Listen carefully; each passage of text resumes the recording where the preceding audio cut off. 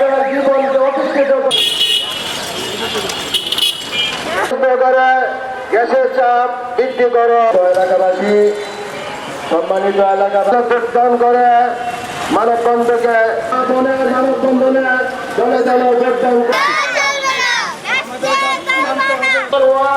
এই যাত্রাবাড়ি এলাকায় দীর্ঘদিন যে সমস্যা আমাদের এই ঢাকা পূর্বাঞ্চল যে যেখানে আছেন অতি শীঘ্রই এক অংশের বাসিন্দা যারা আছেন তারা সমস্যা যে সংকট চলছে বাংলা হাসপাতাল এলাকার গ্যাসের বিল দিতেছি কিন্তু গ্যাস পাচ্ছি না।